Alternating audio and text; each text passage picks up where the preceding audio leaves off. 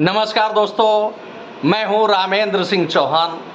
प्रवर्तन निदेशालय और सीबीआई के छापे जब पड़ते हैं तो खास तौर से विपक्ष में एक हड़बोंग मच जाती है, एक हड़कंप मच जाता है। विपक्ष का सीधा आरोप होता है भारत सरकार परेशान कर रही है, उत्पीड़न कर रही है, टॉर्चर कर रही है ताकि विपक्ष मौन हो जाए। विपक्ष लगातार यह आरोप भारत सरकार यानी मोदी सरकार पर लगाता रहता है। लेकिन अब इसी के साथ ही एक बड़ी बात यह है कि पिछले 9 वर्षों के दौरान यानी 2014 से अब तक 99,356 करोड़ रुपए की धनराशि इन छापों के दौरान ऐसी मिली है जिसे ईडी ने जब्त किया है और नेताओं के पास इनका कोई हिसाब किताब नहीं मिला। लिहाजा ईडी ने यह 99,356 करोड़ रुपए की बड़ी धनराशि जब्त कर ली है। अब अगर भ्रष्टाचार नहीं है, राजनीति में भ्रष्टाचार नहीं है, तो आखिर यह 99,356 करोड़ रुपए आखिर कहां से आए? मोदी सरकार कोई पहली बार छापा नहीं डाल रही है। इसके पहले जब केंद्र में मनमोहन सिंह की सरकार थी तो 2004 से लेकर 14 के बीच में यानी 2004 से 2014 के बीच में मनमोहन सरकार में छापे पड़े और ईडी ने 5,346 करोड़ रुपए जब्त किए। अब बात यह आती है कि उत्पीड़न हो रहा है विपक्ष का, एजेंसियों का दुरुपयोग हो रहा है, एजेंसियों को रिमोट कंट्रोल पर चलाया जा रहा है।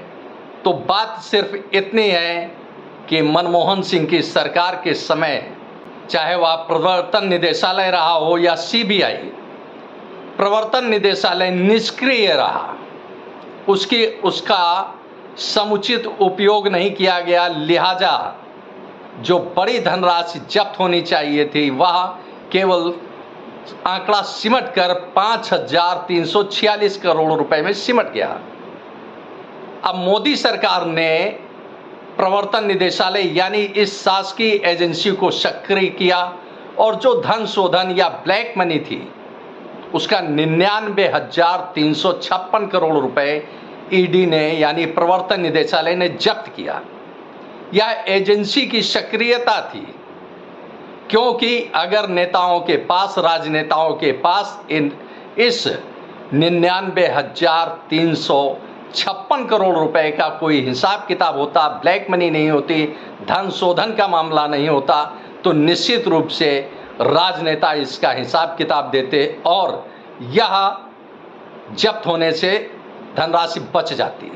बात सिर्फ इतनी नहीं है कि छापे पड़े, खास बात यह है कि विपक्ष इसलिए चीखता चिल्लाता है जैसा कि आंकड़े सामने आए और सुप्रीम कोर्ट में विपक्ष ने यह बात रखी भी कि 2014 से अब तक 121 नेताओं के खिलाफ प्रवर्तन निदेशालय ने कार्रवाई की है। और खास यह है कि 121 नेताओं में 115 राजनेता विपक्ष के थे, यानी जिन पर जहां छापे डाले गए उसमें 95% यानी 95% राजनेता विपक्ष के निकले। जाहिर सी बात है कि जो बड़ी धनराशि जब्त हुई है, पकड़ी गई है, 99,356 करोड़ रुपए जो जब्त हुई है, वह विपक्ष का एक बड़ा हिस्सा है। यानी जो धनराशि जब्त हुई है उसमें बड़ा हिस्सा विपक्ष का है। साफ जाहिर सी बात है, खुला खुला दिख रहा है कि अगर राजनीति में भ्रष्टाचार नहीं है, राजनीति साफ सुथरी है और राजनीति में शुचिता है, तो आखिर यह 99,356 करोड़ रुपए कहां से आए जिसे ईडी ने जब्त किया है। अब विपक्ष ने यानी अपोजिशन अलायंस ने इंडिया नाम से अपना एक अलायंस तैयार किया। इसका मुख्य मकसद सिर्फ यही नज़र आ रहा है कि किसी भी तरह से भारतीय जनता पार्टी को सत्ता से बाहर किया जाए, अन्यथा भारतीय जनता पार्टी विपक्ष को जीने नहीं देगी।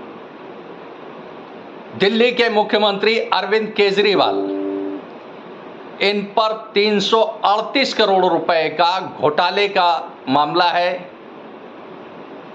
प्रवर्तन निदेशालय ने इनको नोटिस भेजा, समन भेजा हाजिर होने के लिए, लेकिन नहीं आए। यदि साफ सुथरे हैं, राजनीति में बेदाग हैं, तो कोई कारण नहीं है ऐसा कि जिससे अरविंद केजरीवाल को जेल जाना पड़े। भ्रष्टाचार तो यह भी है कि किसी को 1000 करोड़ रुपए का लाभ दिया जाए और उससे वापस चंदे के रूप में 500 करोड़ रुपए ले लिए जाए, तो यह करप्शन पार्टनरशिप है, यानी भ्रष्टाचार की साझेदारी है।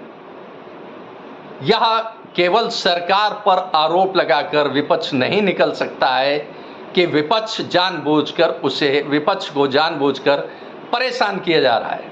इसी तरह से रेलवे में नौकरी देने के लिए किसी गरीब की जमीन लिखवा ली जाए, तो क्या यह भ्रष्टाचार नहीं है? आज बिहार का लालू परिवार केंद्र सरकार पर सिर्फ इसी बात के लिए हमलावर रहता है कि केंद्र सरकार इस भ्रष्टाचार की जांच करा रही है और प्रवर्तन निदेशालय सीबीआई इन जांचों को लेकर बेहद सख्त है। तो विपक्ष की एकजुटता जो दिख रही है वह सिर्फ इसीलिए है कि जो 99,356 करोड़ रुपए ईडी ने जब्त किए हैं, कम से कम यह जब्त नहीं होते और उनकी धनराशि बच जाती। और इतना ही नहीं, उनकी सफ़ेद खादी दागदार नहीं होती, यानी उन पर भ्रष्टाचार का दाग नहीं लगता।